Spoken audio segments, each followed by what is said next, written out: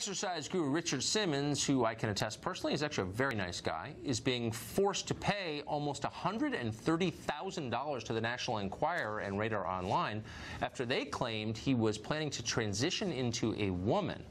The claims were a lie, so slam dunk case, right? No. Simmons' case was thrown out. L.A. Superior Court Judge Gregory Kiosian ruled that there is nothing defamatory about being identified as transgender, even if it's a lie.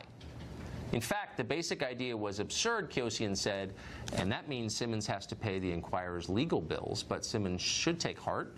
In a few years, it will likely be defamation to say somebody isn't transgender. That's where we're going, so he may get it back on the back end. That's about it for us tonight. Tune in every night, 8 o'clock, to the show that is the sworn enemy of lying, pomposity, smugness, and groupthink. Also a show that is resolutely defending dogs, and some of them are dying on airplanes. We're going to tell you more about that tomorrow. But in the meantime, good night from Washington. Sean Hannity's next. Anyone that defends dogs is on my good list. All right, Tucker, right. Thank you. Welcome to Hannity. We are following several major breaking news stories tonight. The Attorney General, Jeff Sessions, is reviewing an FBI recommendation to fire disgraced former Deputy Director Andrew McCabe just days before he is set to collect a big, fat government pension. Now, for this to happen, something explosive had to have been discovered. Now, does this potential major development mean that the release of the DOJ Inspector General's report on the FBI's corrupt handling of the Clinton email case and the FBI's conduct leading up to an election is imminent? We'll see. Now, also breaking tonight, liberal hypocrisy. It just knows no bounds. Gun-grabbing Democrats show up at anti-Second Amendment student protests around the country. They have armed security. You can't make this up. We have the video evidence tonight. Now, this comes as the House overwhelmingly passed a new school safety bill. So it's time to protect our kids in school the same way Democrats protect themselves. And also brand new tonight, the acting director of ICE is fiercely responding to Nancy Pelosi, who called federal immigration authorities cowardly. And families whose loved ones were killed by criminal illegal immigrants, they are demanding that the DOJ prosecute this liberal mayor of Oakland, California. And also tonight, liberals are racing to attack the first female CIA director nominee. Why? She was too tough on terrorists. What they won't tell you is that Gina Haspel saved American lives. I also tonight, I have a special message. Tell your Republican congressmen and senators to watch. They don't want to miss that. And we have all of that new information in tonight's breaking news opening monologue. All right, tonight we start with a bombshell development about former Deputy FBI Director Andrew McCabe. Fox News tonight reporting that the Attorney General, Jeff Sessions, is reviewing a recommendation from the FBI's Office of Professional Responsibility to give McCabe the axe. And sources are telling Fox News that firing McCabe before Friday, get this, would mean he would lose his taxpayer-funded pension. He's set to retire on Sunday. Something explosive has gone on here. Now, this new development is raising speculation that the DOJ's Inspector General's report about the FBI's phony Clinton email investigation, where the fix was in, that could be released soon. And Fox News has learned that the Inspector General's investigation has discovered that McCabe was not forthcoming about his approval for an FBI official to talk to reporters about the Bureau's investigation into the Clinton Foundation. And according to reports, this scandal is what forced McCabe to be removed from that position and placed on leave. And according to a Wall Street Journal report from earlier this year, McCabe waited an entire month to inform Congress. Remember those thousands of Uma Abedin emails that were found on Anthony Weiner's laptop? Why would he wait? Then, of course, there's the text message from the Trump-hating FBI lovers, Peter Strzok and Lisa Page. Now, remember they've mentioned talking to Andy. We think that's Andrew McCabe about that insurance policy. God forbid if Donald Trump won the election. And by the way, you have McCabe's wife, Jill. She took over $700,000 in political contributions from Hillary Clinton's ally, Terry McAuliffe, and another Democratic group for a failed Virginia state Senate run, an obscene amount of money. So when it comes to firing Andrew McCabe, the Attorney General, Jeff Sessions, should not be contemplating a decision here because the answer is obvious and the facts are staring Sessions right in the face. McCabe is corrupt and he is as crooked as they come. He is one of those deep state actors that we have been telling you about, and he needs to be held accountable. And firing McCabe, by the way, should only be a start. We know for a fact James Comey, Peter Strzok, Lisa Page, other top FBI officials put the fix in, and they ignored overwhelming, incontrovertible evidence that Hillary Clinton, in fact, committed multiple felonies. Clinton should have been prosecuted. She never should have made it to November of 2016.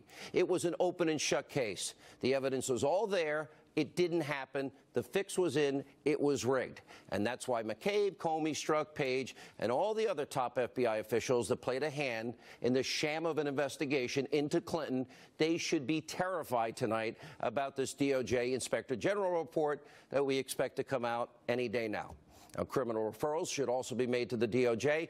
And if you believe in equal justice under the law, all of these deep state officials, they all need to be prosecuted. All right, also brand new tonight. Liberal hypocrisy reaches a stunning new level. Take a look at this video. There he is, Socialist Senator Bernie Sanders, working his way through an anti-Second Amendment rally on the steps of the U.S. Capitol. But notice, he's surrounded by armed security guys. Now, Bernie Sanders was not alone. We have other gun-grabbing liberal politicians. They all showed up to speak out against your Second Amendment rights to keep and bear arms, and also predictably attack the NRA. Take a look. Our Congressional Solidarity Walk-Up is here to say enough is enough. We need a vote now.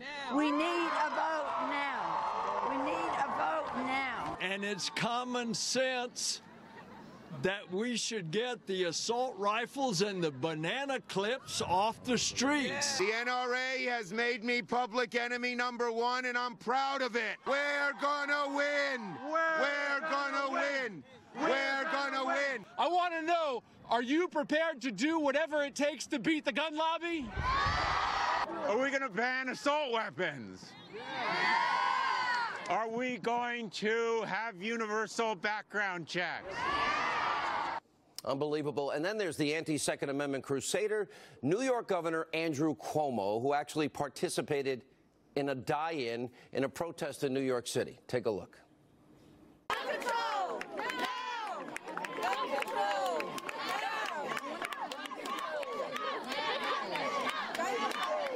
Now! Yeah, he has tons of security also. Just shameless hypocrites. They stand in front of crowds of people, no fear about their own personal safety, because they are surrounded by armed security, but they would deny those same protections to America's school children. Does that make any sense? By the way, here's a quick question. If being protected by armed police officers is good for these politicians, shouldn't it be good for our children in America's schools? Pretty simple answer, right? Anyway, have you noticed that congressional Democrats, they are always the champions of gun-free zones, except places where they work. There's tons of security at the Capitol. And the same goes for Hollywood liberals. Now, those pompous award ceremonies have more security than Fort Knox. But in their minds, it's outrageous for schools to take the same precautions that they have. You want to protect America's schools and our kids. The solutions are obvious. I have highlighted them on this show. You need comprehensive threat security assessments. You need control points of entry. You need to secure the perimeters. You need school IDs, metal detectors, and, yes, concealed carry, armed, highly trained, retired, former police and military. Now, by the way, the House did take a step forward today. They overwhelmingly passed a school safety bill that awards grant money to states to help train teachers and students and law enforcement officials to stop the violence in schools. It's a good start, but it's not good enough. America's schools, our kids, deserve the same security that liberals demand for themselves. All right, also tonight, the acting director of ICE slamming Nancy Pelosi for daring, if you can believe it, to call federal immigration authorities that risk their lives every single day to keep this country safe. Nancy called them cowardly. Watch this. Not only did she say they were cowardly, she said that ICE was terrorizing immigrant communities.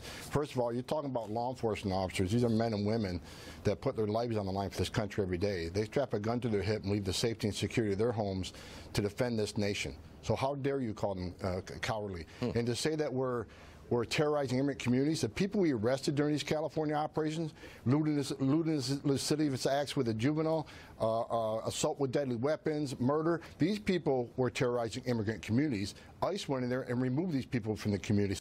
So liberals like Nancy Pelosi, they're making it clear they have no problem putting American lives in danger to protect criminal illegal immigrants. And I'm not talking about DACA. I'm not talking about dreamers or people that have benefited from chain migration or the visa lottery.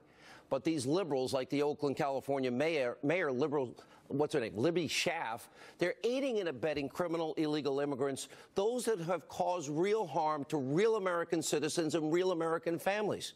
So it's hard to imagine how anyone could defend doing this. But of course, the left is, and we watch it every day. And that's why you have angel parents. Those are people whose children were killed by illegal immigrants. They are now rightly demanding that Mayor Schaaf face prosecution for obstruction of justice, protecting criminals, aiding and abetting people that shouldn't be in the country in the first place, and then commit other crimes. And liberals like to pretend that illegal immigrants don't commit crimes, but they're lying when they say that. And sadly, these angel parents are needlessly suffering all because of this. It's a national disgrace. It can be stopped. And if it happens again, those people protecting them, they are the ones to blame. Now, also tonight, liberals are channeling their rage to attack a brand new target. See the woman on the screen there. Democrats are now threatening to block the nomination of Gina Haspel to be the first female CIA director. Now, here's why. Haspel played a very key role in overseeing the enhanced interrogation techniques that were used at CIA black sites against top-level al-Qaeda terrorists. Of course, this is after 9/11. 3,000 Americans were killed. And the left can feign all the moral outrage they want, play all the politics they want, but facts are not on their side.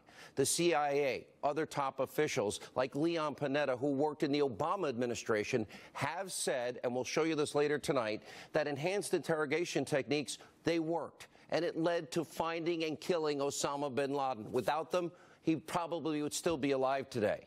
And people like Haspel literally saved American lives. In that sense, she's a patriot. Democrats should not put partisan, petty politics ahead of your national security. Now, of course, we would have preferred not to have been attacked on 9/11, but sadly, we all know evil does exist. Evil must be defeated. Radical Islamists came here. All right, finally tonight, I have a message to congressional Republicans after last night's special election in the 18th District of Pennsylvania. GOP members of Congress, take a good, long look in the mirror, because that could be your future. And if it happens, you'll have nobody to blame but yourselves. Now, you can put aside the fact that this was an interesting case because the Democrat, Conor Lamb, well, he pretended to be pro-life, pro-Second Amendment, and even pro-Trump and anti-Pelosi, so he was kind of acting like a Republican, and he's quickly going to fall in line with whatever Nancy Pelosi tells him to do. Watch and see. But what happened last night should serve as a warning to all Republicans. You want to be successful in 2018, there's a simple solution. Keep all of the promises you make in campaign years. It's really that simple. That's the best politics. Make the country safer. Give us a great economy. Go back to your district, look your voters in the eye, and tell them that you did what you said you were going to do. Now, you've already passed tax cuts. Check. Good job. But you also promised to repeal and replace Obamacare, and you also, most of you, promised to build the wall. So now is your opportunity. It's March. You have until November to follow through, show some backbone, show some vision, mean what you say what you mean, finish the job on Obamacare, and start building the wall. Now, if you do that, my guess is, I've only been at this 30 years, voters are going to reward you. And if you don't do it, they probably won't. All right, a lot of news tonight. We'll get to all of it. Joining us now with reaction, Fox News contributor Sarah Carter, Fox News legal analyst Greg Jarrett. All right, I want us to go back. I want to start with Andrew McCabe. As of Sunday, he would receive a government pension for the rest of his life. Now, if he's fired before Sunday, right, that pension is gone. Because the rules are quite clear. If you lie, you're fired. And if you're fired, you should not get a pension. You know, the story of Andrew McCabe actually proves the old Richard Nixon adage, it's always the cover-up and not the crime. Apparently, the Inspector General has determined that McCabe was covering up and lying about his conversations about giving permission to talk to reporters about the Hillary Clinton case. But he's got bigger problems than that. He could be charged for lying. It's a crime, making a false statement in an investigation. But this is the guy who signed off on the FISA warrant knowing that what he was doing was against the law. It's 6 different felonies. This is the guy who cleared Hillary Clinton, along with others at the FBI, in the face of compelling evidence she committed crimes. And this is the guy, along with others, who appears to have sanitized the so-called exoneration statement, which is obstruction of justice. So losing his pension, that's the least of Andrew McCabe's worries right now. All right, Sarah Carter, let's go to you. Well, I agree with Greg on this. You know, I think that there's a number of things that we could look at, Sean. I mean, all we know right now is what we're hearing in reports and what very few sources are saying about what the IG has to say. The Office of Professional Responsibility would not send this recommendation if they did not feel there was something so strong, something so poignant, that they would have to ask for McCabe's firing, which I believe is imminent and which I believe Sessions will have no other choice but to do this week. What else are we hearing? Because it's not just McCabe. McCabe, then you've got the text messages between the lovebirds, Lisa Page and Peter Strzok. What do we know about that? How does Loretta Lynch get away with this? And where's Jim Comey? Because Comey, along with others, put the fix in.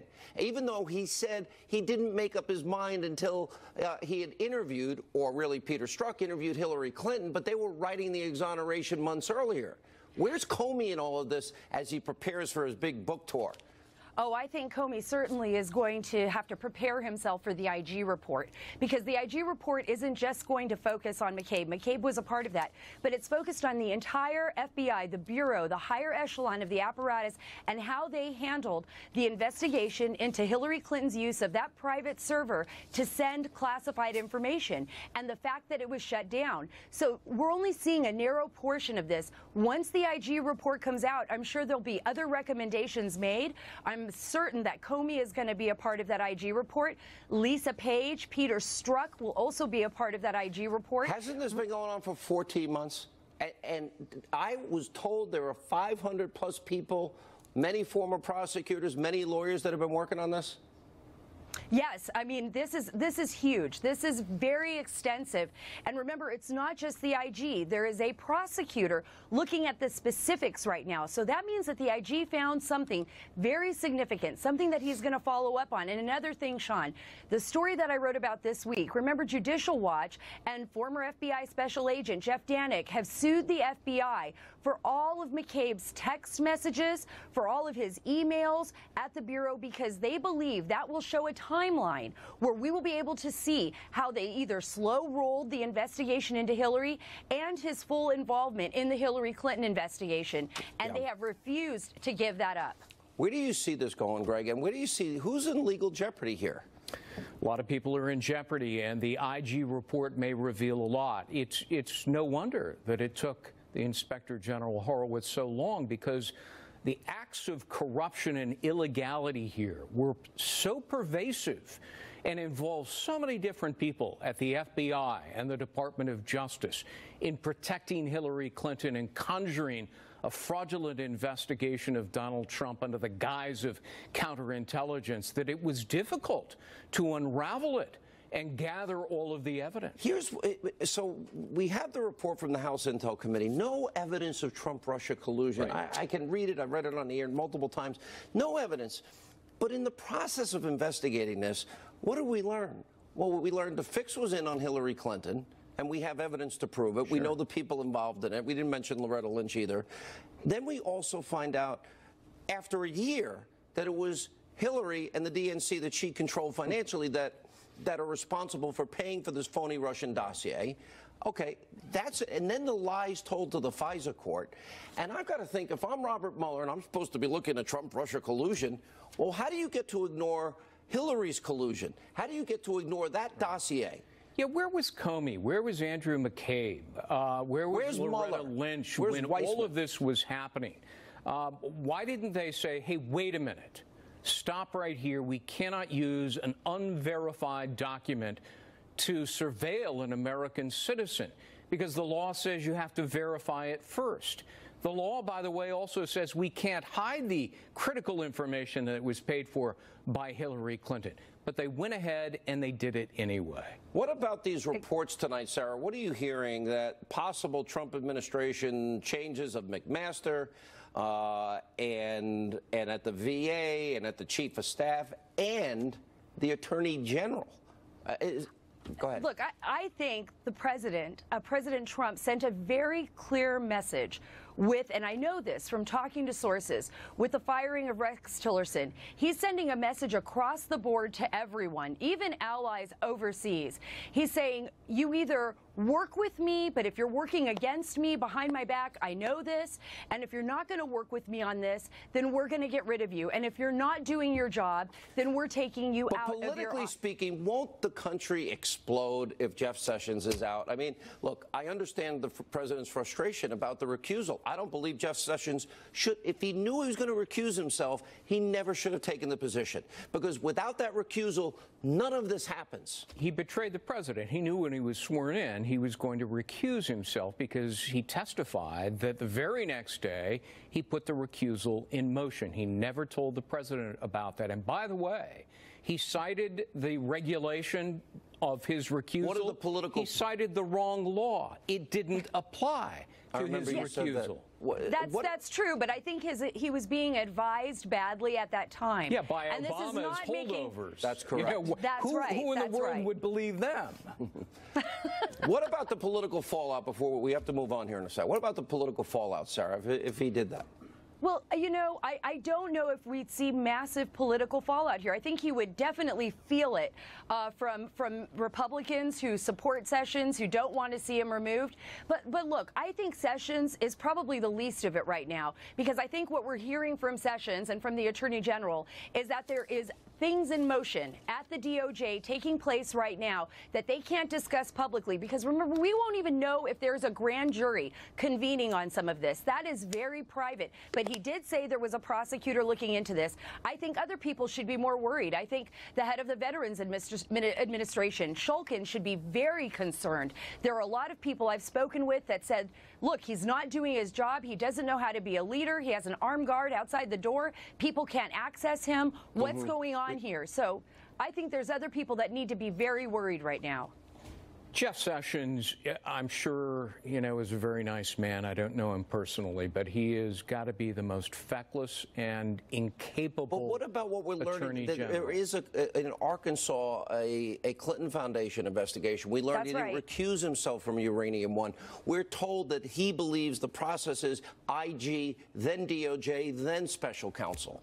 You don't buy it? I think he's naive and gullible. And he is the puppet, and Rod Rosenstein is the puppeteer. That's scary. Well, I think we should wait. I think we should wait and see if he actually fires McCabe based on a recommendation by the FBI. Well, that'll be the first test, but we need the special counsel. At this point, you know, what happened with FISA abuses, everything else. You guys have been great. Absolutely. Thank you both. Now, President